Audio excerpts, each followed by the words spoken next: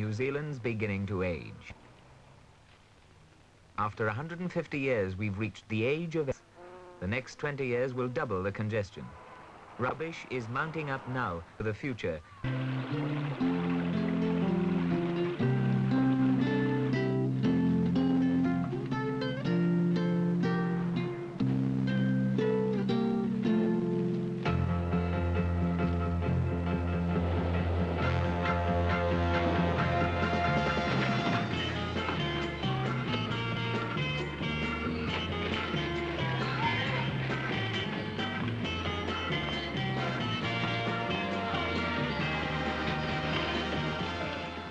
The affluent society buys more rubbish every year. Packaging is good for business, keeps goods clean, attracts customers, and gives you more for your money, but more packaging. It accumulates because we no longer burn it. We store it or compress it, and big retailing companies notice it most. Despite all this, and contrary to popular belief, packaging is only 1/5 of our growing rubbish problem. Cardboard packages, tins, plastic containers, and a lot of it's uncrushable. Who do you think should be most responsible financially for the cost of rubbish disposal? The National Council of Women are testing consumer reaction. The manufacturer, if he had my rubbish tin every week, he'd do something about it. You can't say the manufacturers must fix it, because it's not only the manufacturers. I mean, it's everybody. Manufacturers are reacting to public pressure. Engines supplied to NAC's Boeing 737s spill out exhaust smoke equivalent to a fleet of diesel trucks. Anti-pollution protests have led to the design of replacement burning chambers, which will consume the engine's unburnt residues and gain for the manufacturer and for the airline much public goodwill. Lake Manipuri touched off an argument on community values with a proposal to raise its level for industrial hydroelectricity. Public awareness of environmental problems has never been higher, but to find ways through the forests of financial considerations becomes more and more complicated.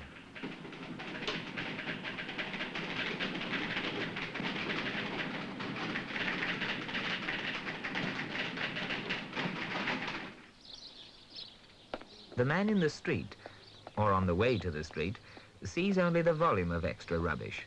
He seldom appreciates the rising cost of getting rid of it.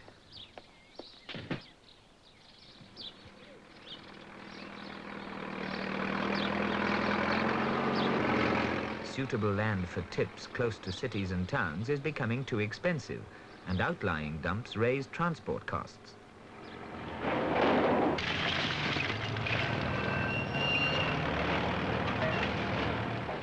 New Zealanders generate 12 million pounds of rubbish every day.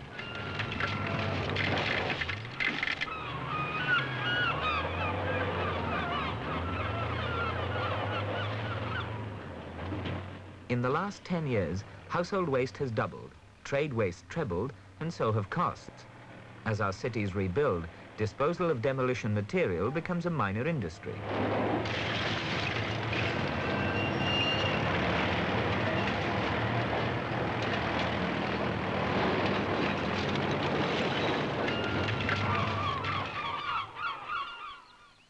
New schemes for dealing with rubbish prove expensive. In Dunedin, they're testing a bin system for excess household refuse that's well patronised. The Harbour Board in Wellington had to spend $300,000 on a quarantine incinerator for ship's rubbish, handling up to 16 tonnes a day. Auckland has a digesting plant that cooks refuse for 5 days, weathers it, and sells it as compost for less than $2 a bag. But these efforts by officialdom are far outweighed by the loads of festering garbage we litter the country with.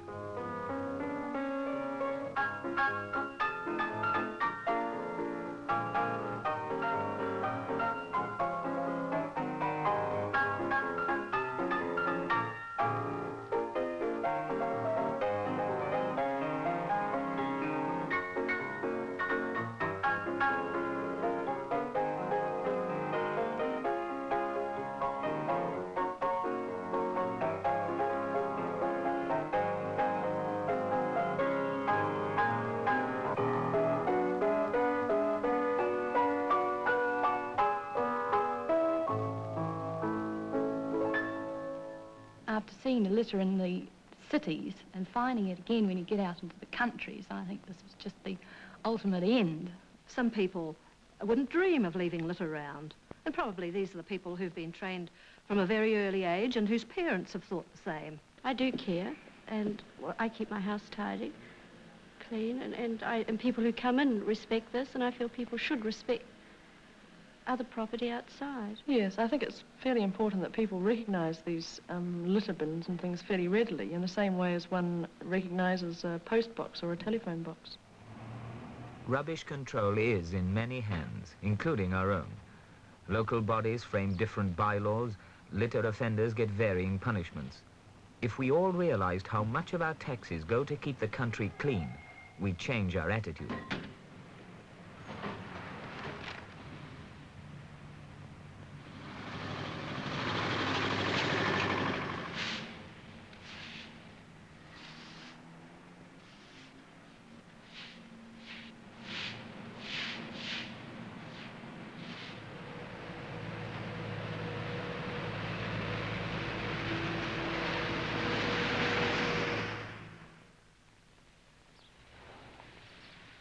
In the next 20 years, our rubbish problem will double. The answers may come from new technology or new politics. To have litter picked up may well cost us $1 per piece. However, public education, helped by attractive litter bins, is already proving successful. Once an area is clean and tidy, it tends to stay that way. People are responding. The anti-litter campaign encourages groups such as Scouts and Life Brigades to see what they can do for themselves. This beauty spot above Hutt Valley, made ugly by thoughtless motorists, is being cleaned up by residents from Wainuyo Mata.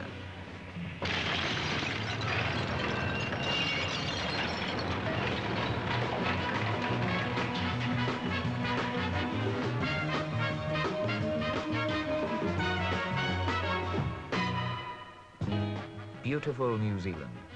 We don't live in a zoo.